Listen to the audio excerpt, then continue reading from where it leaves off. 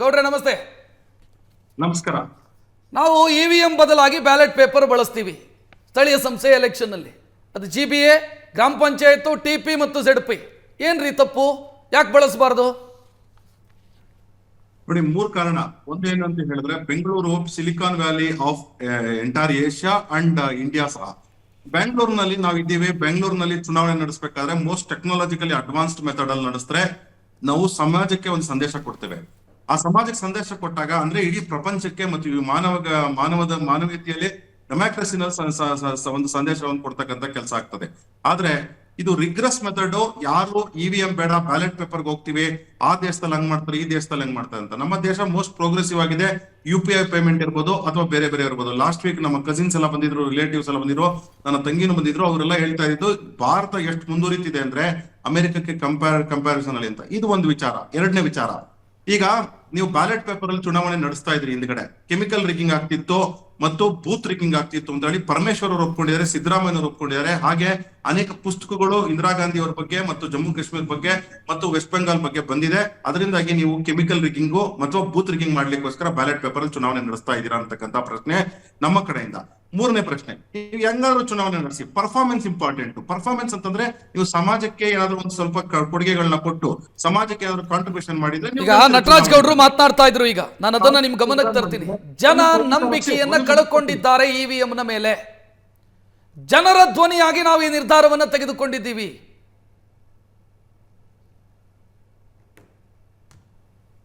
ಏನ್ ಹೇಳ್ತೀರಿ ಅಶೋಕ್ ಅವರೇ? ನೋಡಿ ಒಂದು ಏನಂತ ಹೇಳಿದ್ರೆ ವಿಚಾರ ಇಷ್ಟೇನೆ. ನೀವು ಹೆಂಗಾದ್ರೂ ಮಾಡಿ ಚುನಾವಣೆ ಇಷ್ಟೇ ಬಿಜೆಪಿನೇ ಗೆಲ್ಲೋದು. ಯಾಕೆ ಅಂತ ಹೇಳಿದ್ರೆ ನೀವು ಮಾಡಿರ್ತಕ್ಕಂಥ ಹಗರಣಗಳು, ಬೆಲೆ ಏರಿಕೆಗಳು ಮತ್ತು ಜನಕ್ಕೆ ಕೊಟ್ಟಿರ್ತಕ್ಕಂಥ ಸಮಸ್ಯೆಗಳು.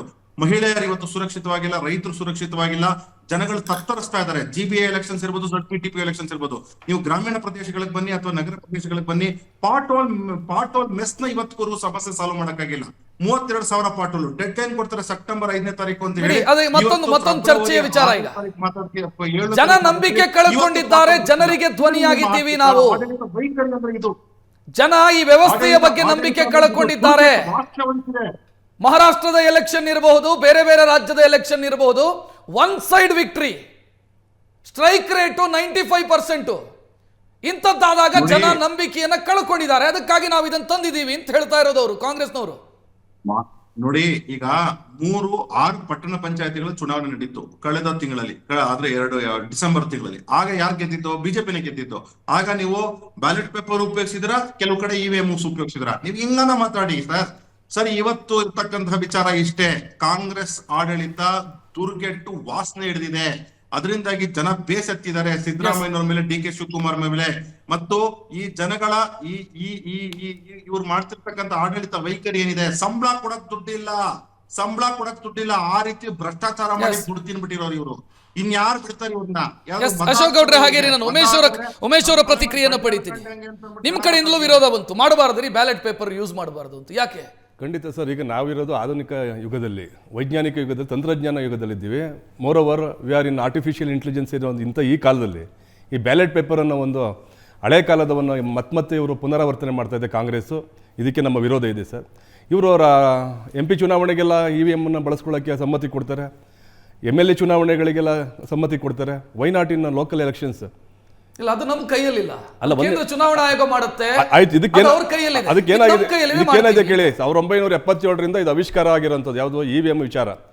ರಾಜೀವ್ ಗಾಂಧಿ ಅವ್ರ ಕಾಲದಲ್ಲಾಗಿದೆ, ಮನಮೋಹನ್ ಸಿಂಗ್ ಕಾಲದಲ್ಲಿ 2004ರಿಂದ 2014 ಅವರದೇ ಸರ್ಕಾರ ಇತ್ತು, ಆಗಲೂ ಸಹ EVM ಒಪ್ಕೊಂಡಿದ್ದಾರೆ. ಇದಾದಮೇಲೆ ಎಲೆಕ್ಟ್ರಾನಿಕ್ ವೋಟಿಂಗ್ ಮಿಷನ್ ಬಗ್ಗೆ ಸುಪ್ರೀಂ ಕೋರ್ಟ್ ಅನೇಕ ತೀರ್ಪುಗಳನ್ನು ನೀಡಿದೆ. ಎಲ್ಲ ಪ್ರತಿಪಕ್ಷಗಳನ್ನು, ರಾಜಕೀಯ ಪಕ್ಷಗಳನ್ನು ಕರೆದು ಚರ್ಚೆ ಮಾಡಿ ಇದು ಒಮ್ಮತದಿಂದ ಇದು ಸರಿ ಇದೆ, ಇವತ್ತು ಪ್ರೋಗ್ರೆಸಿವ್ ಸೊಸೈಟಿಗೆ ಇದು EVM ಕರೆಕ್ಟ್ ಆಗಿದೆ ಅಂತ ಹೇಳಿ ಮಾಡಿದ್ದಾರೆ. EVM ಇಂದ ಆಗುವಂಥ ಬೆನಿಫಿಟ್ಗಳ ಬಗ್ಗೆ ಅವ್ರು ಯಾರು ಜನಗಳಿಗೆ ಹೇಳ್ತಾ ಇಲ್ಲ. ಬಹುಶಃ ನೀವು ನೋಡಿದ್ದೀರಾ, ನಾವು ಬೇಗ ಮತದಾನ ಮಾಡ್ಬೋದು, ಒಂದೇ ಮತದಾನವನ್ನು ಮಾಡ್ಲಿಕ್ಕೆ ಸಾಧ್ಯ ಆಯ್ತು. ಕೌಂಟಿಂಗ್ ಈಸಿ ಆಗುತ್ತೆ, ರಿಸಲ್ಟು ಬೇಗ ಬರ್ತದೆ. ಜೊತೆಗೆ ಅಲ್ಲಿ ತಂತ್ರಜ್ಞಾನ ಭಾಳ ಚೆನ್ನಾಗಿದೆ, ಹ್ಯಾಕಿಂಗ್ ಆಗಲ್ಲ. ಜೊತೆಗೆ ಅವ್ರು ಹೇಳ್ತಾರೆ ನಮ್ಮ ನಟರಾಜ್ ಗೌಡರು ಭಾಳ ಇಲ್ಲಿ ದುರುಪಯೋಗ ಆಗಿಬಿಡುತ್ತೆ ಅಂತೇಳಿ. ಅದು ಸುಳ್ಳು. ಇದು ಶೆಲ್ನಿಂದ ಆಗುವಂಥದ್ದು, ಬ್ಯಾಟ್ರಿ ಪಿಕಪ್ನಿಂದ ಆಗುವಂಥದ್ದು, ಎಲೆಕ್ಟ್ರಾನಿಕ್ ಅಂತಂದರೆ ಕರೆಂಟಿಂದ ಅದನ್ನು ಏನು ಅಲ್ಲಿ ಚಾರ್ಜ್ ಮಾಡ್ಕೊಳ್ಳೋಂಥದ್ದು ಒಂದು ವ್ಯವಸ್ಥೆ ಇಲ್ಲ. ಈಗಿರಬೇಕಾದ್ರೆ ಎಲ್ಲ ಸುರಕ್ಷತೆಯನ್ನು ಕಾಪಾಡಿಕೊಂಡು, ತಂತ್ರಜ್ಞಾನವನ್ನು ಕಾಪಾಡಿಕೊಂಡು, ಆಯಾ ಚುನಾವಣೆಗೆ ತಕ್ಕಂತೆ ನಾವು ಅಭಿವೃದ್ಧಿಪಡಿಸಿರುವಂಥ ಈ ಯಂತ್ರಗಳನ್ನು ಅಪನಂಬಿಕೆಯನ್ನು ವ್ಯಕ್ತಪಡಿಸುವಂಥದ್ದು ನಿಜಕ್ಕೂ ದುರದೃಷ್ಟಕರ. ಅದೇ ರೀತಿ ಇವತ್ತು ಏನು ಇಡೀ ರಾಷ್ಟ್ರದಲ್ಲಿ SIR ಒಂದು ಸರ್ವೆ ಆಯ್ತಾ ಇದೆ. ಯಾಕೆ ಇವರೇ ತಾನೇ ಮತಚೋರಿ ಬಗ್ಗೆ ಅಪನಂಬಿಕೆಯನ್ನು ವ್ಯಕ್ತಪಡಿಸಿದ್ದು. ಎಲ್ಲ ಕಡೆ ಮತಚೋರಿ ಆಗ್ತಾ ಇದೆ ಅಂತ ಹೇಳಿ ಇವರೇ ಹೇಳಿದ್ದು, ಯಾರು ರಾಹುಲ್ ಗಾಂಧಿ ಅವರೇ. ಈಗ SIR ಆಗಿದೆ. SIR ಆಗ್ತಾ ಇರೋದೇ ನೀವು ಒಂದು ಹೊಸ್ತಲ್ಲ. 1952 ಇಂದ 2004 ತನಕ ಆಗಿತ್ತು. ಈ ದೇಶದಲ್ಲಿ 13 ಬಾರಿ ಆಗಿದೆ. ಯಾವುದೋ ಸಮಗ್ರ ಮತ ಪರಿಷ್ಕರಣೆ ಅಂತ ಆಗ್ತಾ ಇದೆ. ಇದು ಮತದಾನದ ಮೌಲ್ಯವನ್ನು ಹೆಚ್ಚಲಿಕ್ಕೆ, ಮತದಾನದ ಪಾವಿತ್ರ್ಯವನ್ನು ಎತ್ತಿಸಲಿಕ್ಕೆ, ಶುದ್ಧತೆಯನ್ನು ಕಾಪಾಡಲಿಕ್ಕೆ ಮತ್ತು ಸಂವಿಧಾನವನ್ನು ಸುರಕ್ಷವಾಗಿ ಇಡ್ಲಿಕ್ಕೋಸ್ಕರವಾಗಿ ಮಾಡೋಂಥ ವ್ಯವಸ್ಥೆ. ಈಗ ಇದನ್ನು ಆಕ್ಷೇಪ ಮಾಡ್ತಾರಂಥ ಕಾಂಗ್ರೆಸ್ ಯಾತಕ್ಕೆ ಮಾಡ್ತಾ ಇದೆ? ತನ್ನ ಹಿಡಿತದಲ್ಲಿರುವಂಥ ರಾಜ್ಯ ಸರ್ಕಾರದ ಹಿಡಿತದಲ್ಲಿರುವಂಥ ಯಾವುದೋ ಇಂಡಿಪೆಂಡೆಂಟ್ ಬಾಡಿ ಚುನಾವಣಾ ಯಾವುದೋ ಬಗ್ಗೆ ಮಾತನಾಡೋಣ. ಹೇಳ್ತೀನಿ, ಚುನಾವಣಾ ಆಯೋಗದ ಹಿಡಿತ ಯಾರ್ದ ಸರ್ಕಾರದಲ್ಲಿದೆ ಈಗ ಸ್ಟೇಟ್ ಇದರಲ್ಲಿ. ಇಲ್ಲಿ ಬ್ಯಾಲೆಟ್ ಬಳಸಿದಂಥ ಸಂದರ್ಭದಲ್ಲಿ ಸಾಕಷ್ಟು ದುರುಪಯೋಗ ಆಗುತ್ತೆ ಸರ್. ಅಧಿಕಾರ ಒಂದು ದುರುಪಯೋಗ ನಟರಾಜ್ ಗೌಡ್ರೆ, ಇದು EVM ಮೇಲಿನ ಅಪನಂಬಿಕೆಗಿಂತ ಹೆಚ್ಚಾಗಿ ತನ್ನ ಮೇಲೆ ತನಗೆ ನಂಬಿಕೆ ಕಳ್ಕೊಂಡಾಗ ಹಿಂಗಾಗತ್ತೆ ಅಂತ, ನನಗೆಲ್ಲ ಸೋಲಾಗ್ಬಿಡುತ್ತೋ ಅನ್ನುವಂತ ಪರಿಸ್ಥಿತಿ ಬಂದಾಗ ಹಿಂಗಾಗತ್ತೆ ಅಂತ. ಈಗ ಚುನಾವಣೆಯಲ್ಲಿ ರಾಜಕೀಯ ಪಕ್ಷಗಳಿಗೆ ಸೋಲು ಗೆಲುವು ಇದೊಂದು ಪ್ರಕ್ರಿಯೆ. ಯಾಕಂದ್ರೆ ಒಂದ್ಸಲಿ ಬಿಜೆಪಿಗೆ ಆಗ್ಬೋದು, ಇಲ್ಲ ಹೇಳಿಕೆ ಜಾಸ್ತಿ ಬಿಜೆಪಿಗೆ ಆಗ್ಬೋದು. ಇದೊಂದು ಸೈಕಲ್ ಬರುತ್ತೆ, ಮತ್ತೆ ಚೇಂಜ್ ಆಗಿ ಬರ್ತಾ ಇರ್ತದೆ. ಅದೆಲ್ಲ ಮುಖ್ಯ. ಜನತೆಗೆ ಯಾರು ಅಪನಂಬಿಕೆಯನ್ನು ಸೃಷ್ಟಿ ಮಾಡಿದಂತವ್ರು ಯಾರು? EVM ಮೇಲೆ ಬಿಜೆಪಿಯ ರಾಷ್ಟ್ರೀಯ ನಾಯಕರು. ಆ ಅಪನಂಬಿಕೆ ಇವತ್ತು ಗಾಢವಾಗಿ ಬೇರೂರಿದೆ ಅವರಿಗೆ. EVM ಅಂದ್ರೆ ಎವ್ರಿ ವೋಟ್ ಮೋದಿ ಅಂತ ಜನಗಳು ಬಂದು ಹಾಕಲ್ಲ, ವೋಟ್ ಹಾಕಲ್ಲ. ಇವಾಗ ಏನೇ ವೋಟ್ ಹಾಕಿದ್ರು ಹೋಗಿ ಅದು ಮೋದಿಗೆ ಹೋಗ್ತದೆ, ಬಿಜೆಪಿಗೆ. ಈ ಲಾಜಿಕ್ ಮಿಸ್ ಆಗುತ್ತೆ ನಟರಾಜ್ ಗೌಡ್ರೆ. ಹೆಂಗ್ ಬಂತು ಸರ್? ಕೇಳಿ ಆಗತ್ತೆ. ರಾಜ್ಯ ಸರ್ಕಾರದ ಮೊನ್ನೆ ಗೆದ್ದಿರಲ್ಲ ನೀವು, ಅವೆಲ್ಲ ನಿಮ್ಗೆ ಬಂದಿದ್ವು ಹಂಗಾರೆ? ನಾವು ಒಪ್ಕೊಂಡಿಲ್ವಾ? ನಿಮ್ಮ ತೀರ್ಪನ್ನು ಒಪ್ಕೊಂಡಿಲ್ವಾ? ಜನರ ತೀರ್ಪನ್ನು ಒಪ್ಕೊಂಡಿಲ್ವಾ? ಈಗ ಮೊನ್ನೆ ಬೈ ಎಲೆಕ್ಷನ್ಗಳು ಕರ್ನಾಟಕದಲ್ಲೇ ಆಯ್ತು ಸರ್. ಆಗ ಚುನಾವಣೆ ಮಾತಾಡ್ತಾ ಇಲ್ಲ. ಚುನಾವಣೆ ಗೆಲುವು ಸೋಲಿನ ಬಗ್ಗೆ ನಾನು ಮಾತಾಡ್ತಾ ಇಲ್ಲ. ನಾನು ಚುನಾವಣೆ ಗೆಲುವಿನ ಸೋಲಿನ ಬಗ್ಗೆ ಚರ್ಚೆ ವಿಶ್ಲೇಷಣೆ ಮಾಡ್ತಾ ಇಲ್ಲ. ನಾನು ವಿಶ್ಲೇಷಣೆ ಮಾಡ್ತಾ ಇರ್ತಕ್ಕಂಥ ಜನಗಳ ನಂಬಿಕೆಯ ವಿಷಯವಾಗಿ.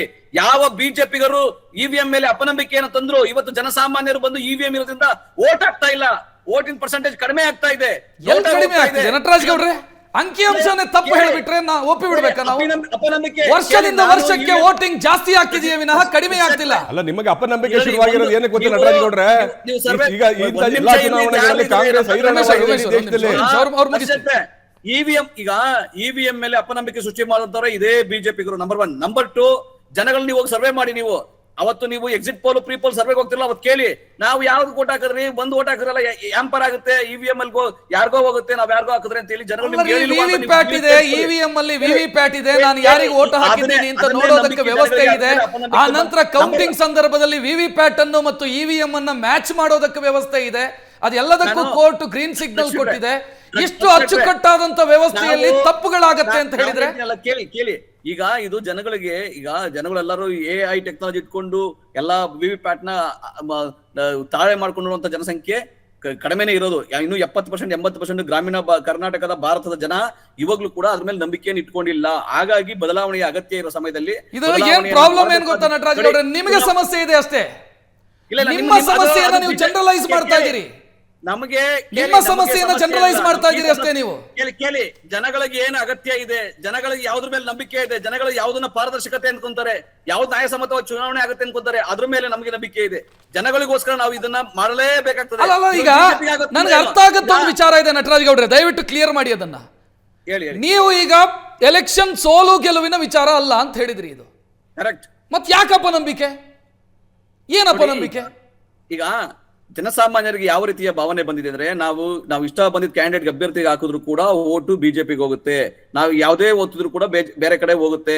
ಹೀಗಾಗಿ ಇದ್ರ ಮೇಲೆ ನಮ್ಗೆ ನಂಬಿಕೆ ಇಲ್ಲ ಅಂತ ಜನಸಾಮಾನ್ಯರು ಹೇಳ್ತಾ ಇದ್ದಾರೆ. ಬಿಜೆಪಿ ನಟರಾಜ್ ಗೌಡ್ರೆ, ನೀವು ಈಗ ಯಾರೋ ಎಂಕಚಿನ ನಾನಿ ಮಾತನಾಡಿದ್ರೆ ಬೇರೆ, ಜವಾಬ್ದಾರಿಯುತ ಪಕ್ಷದ ವಕ್ತಾರರಾಗಿ ನಾನು ಈ ವ್ಯವಸ್ಥೆಯನ್ನ ಕ್ಲಿಯರ್ ಆಗಿ ಹೇಳ್ತೀನಿ. EVM ಇಂಟ್ರೊಡ್ಯೂಸ್ ಆಯ್ತು, EVM ಜಾರಿಯಾದ ನಂತರ ಇಲ್ಲೊಂದು ತಕರಾರು ಬಂತು, ನಾವು ಯಾರಿಗೆ ಓಟ್ ಹಾಕಿದೀವಿ ಅನ್ನೋದು ಗೊತ್ತಾಗಲ್ಲ. ಈಗ ವಿವಿಪ್ಯಾಟು ಬಂದಿದೆ. ಕೌಂಟಿಂಗ್ ಸಂದರ್ಭದಲ್ಲಿ ವಿವಿಪ್ಯಾಟ್ ಅನ್ನು ಮ್ಯಾಚ್ ಮಾಡ್ತಾ ಇದೀವಿ ನಾವು. ಪ್ರತಿ ಕಾನ್ಸ್ಟಿಟ್ಯೂನ್ಸಿಗೆ 5 ವಿವಿಪ್ಯಾಟು EVM ಅನ್ನ ಮ್ಯಾಚ್ ಮಾಡ್ತಾ ಇದೀವಿ. ಪಾರದರ್ಶಕ ವ್ಯವಸ್ಥೆ ಇದ್ದಾಗ ನೀವು ಅದಲ್ಲ ನಂಬಿಕೆ ಇಲ್ಲ ಅಂತ ಹೇಳಿದ್ರೆ, ನಾನು ನಿಮ್ಗೆ ಹೇಳ್ದಲ್ಲ, ಇನ್ನು 70% ಭಾರತೀಯ ಜನಸಂಖ್ಯೆ, ಹಳ್ಳಿಗಾಡಿನ ಜನಸಂಖ್ಯೆಯವರು ಜನರು ಇದನ್ನ ಒಪ್ತಾ ಇಲ್ಲ.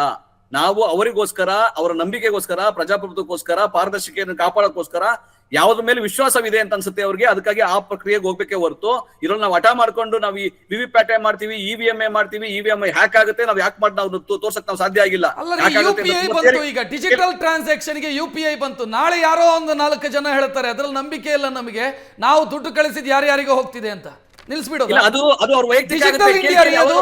ನಾವು ಮುಂದಕ್ಕೆ ಹೋಗ್ಬೇಕಾ ಹಿಂದಕ್ಕೆ ಬರ್ಬೇಕಾ? ಈಗ 100% ಜನ ಇವಾಗ ಆನ್ಲೈನ್ ಮಾಡ್ತಾ ಇಲ್ಲ. ಕೆಲವರಿಗೆ ಯಾವ ನಂಬಿಕೆ ಇರ್ತದೆ ಅವ್ರು ಕ್ಯಾಶ್ ಅಲ್ಲಿ ಟ್ರಾನ್ಸಾಕ್ಷನ್ ಮಾಡ್ತಾರೆ, ಕೆಲವರು ಆನ್ಲೈನ್ ಟ್ರಾನ್ಸಾಕ್ಷನ್ ಮಾಡ್ತಾರೆ. ಅದಕ್ಕೆ ಸಂಬಂಧ ಇಲ್ಲ. ಮಾತನಾಡೋಣ. ನನಗೊಂದು ಬ್ರೇಕ್ ಸಮಯ, ಬ್ರೇಕ್ ನಂತರ ಕಾರ್ಯಕ್ರಮ ಮುಂದುವರಿಯುತ್ತೆ.